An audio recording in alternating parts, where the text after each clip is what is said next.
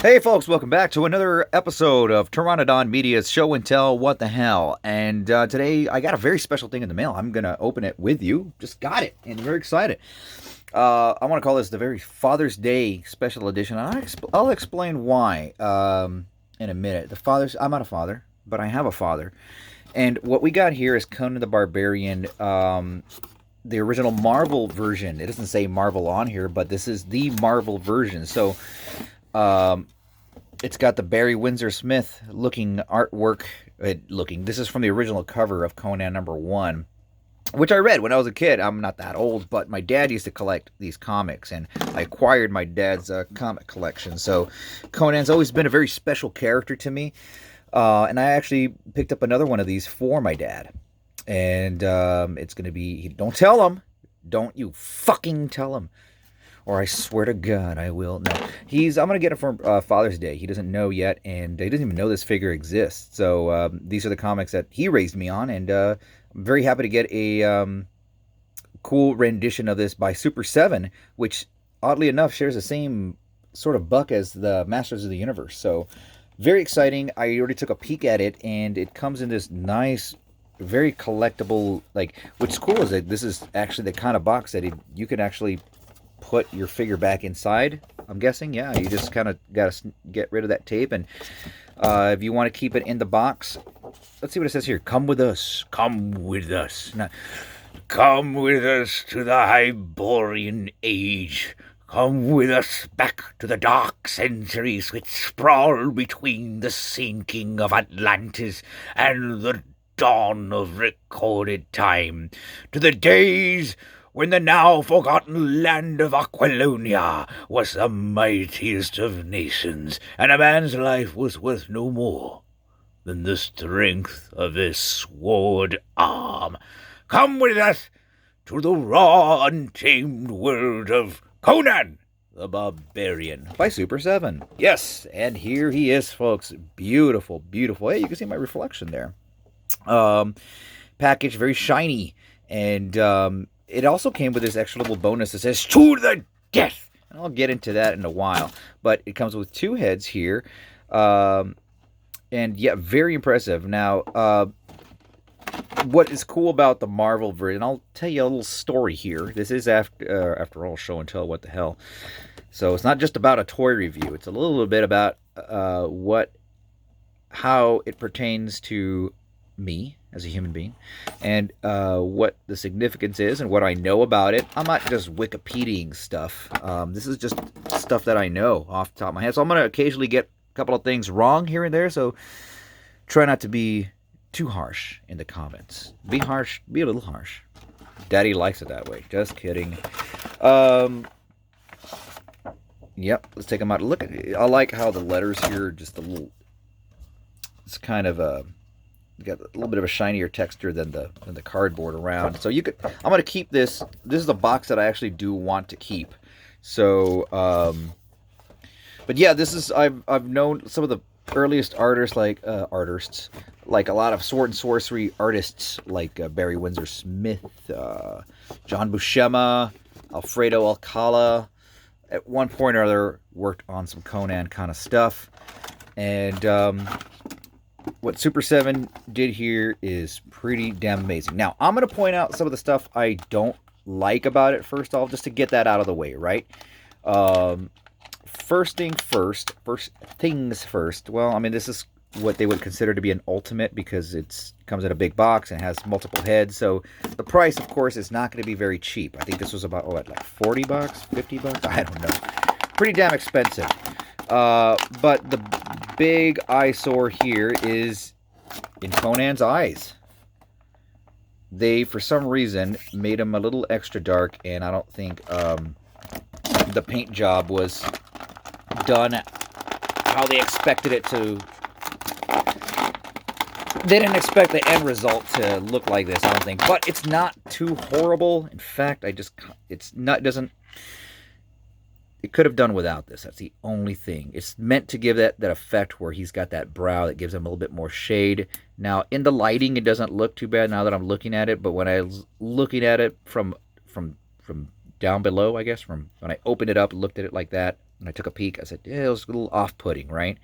But other than that, everything is just fantastic. I like the three pendant necklace that he has at Marvel Comics.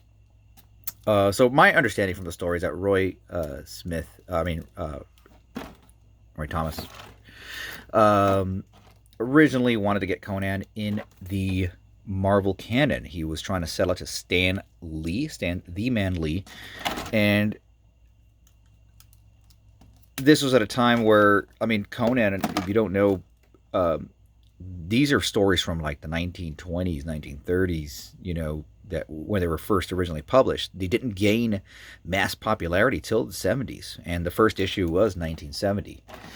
Um, so that began the entire sword and sorcery craze. And sword and sorcery, originally, like a lot of people will have a loose definition of sword and sorcery, it doesn't literally mean because something has swords and sorcerers in it makes it sword and sorcery. Sorcery referred to a barbaric time. So not Lord of the Rings, more Conan-esque. Conan was the prime example of what a sword and sorcery ought to be. You got to have some wizards, some skeletons, uh, barbarians, and it had to take place somewhere in primordial dark ages, those kind of times, and could be historically fictional. Does that make sense? So started this whole sword and sorcery craze with these issues, and later on, of course, people started getting even more recognition towards Conan when the Arnold Schwarzenegger movie came out. So this was the first version of Conan that a lot of people that grew up in around 1970 were exposed to. So Conan has surpassed many generations. And for the most part, he's always been the same kind of character. The Marvel Conan, what made him stand out also is that he appeared with his horned helmet many times, which I like. It's a different kind of Conan. And I really enjoyed those comics. Belit, Red Sonja later on, but King Hall, Solomon Kane, all Robert E. Howard characters or inspired characters. But yeah, he comes with this little dagger here. Nice little eagle dagger. Very just like the one he has there. Just a very nice rendition of it too.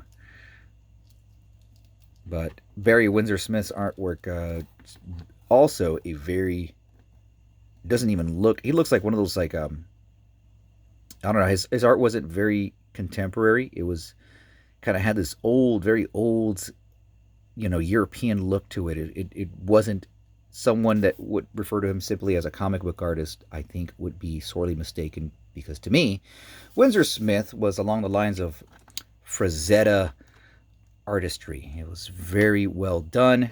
He had a good grasp of anatomy and took a lot of creative liberties, artistic liberties. So it also comes with a spear. Yes, I can imagine Stan Lee, say, now, Roy, here's what I want you to do. I want you to bring the Conan character and get Spider-Man to fight him. Get Doctor Strange and Spider-Man.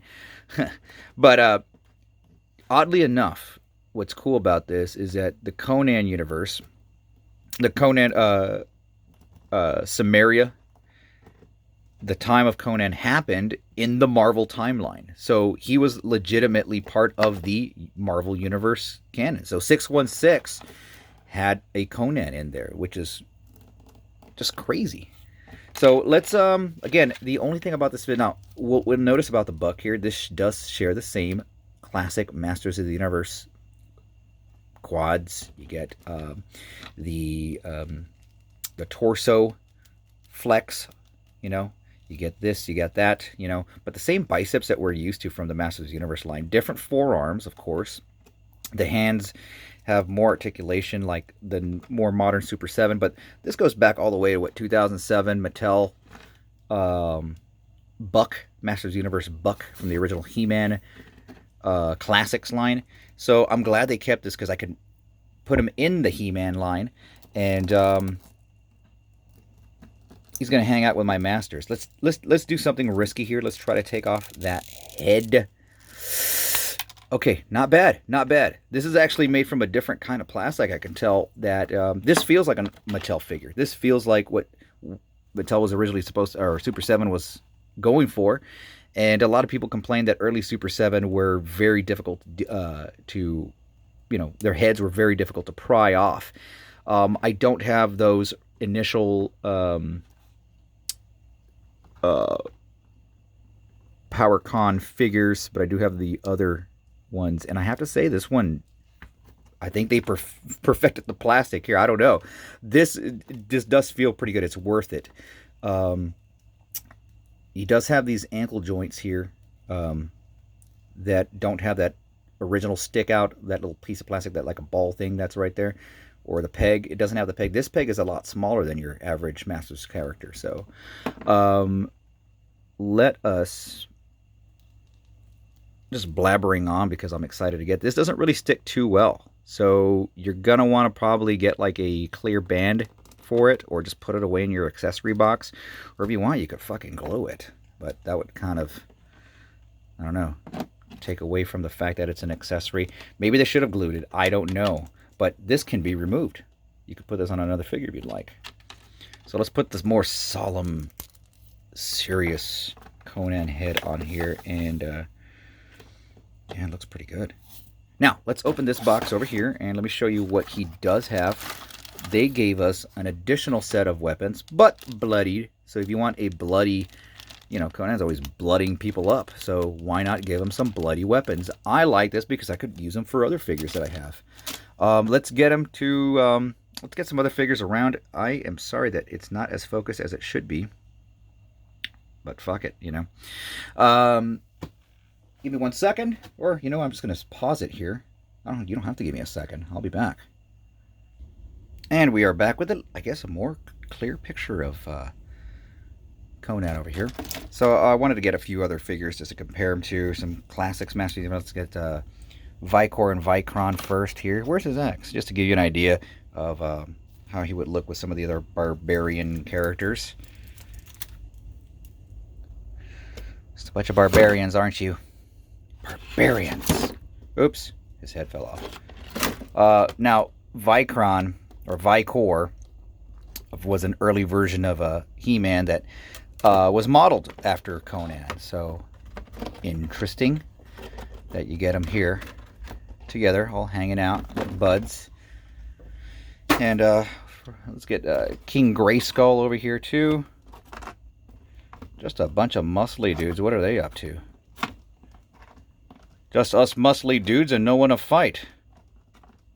Uh-oh. Wonder Bread He-Man.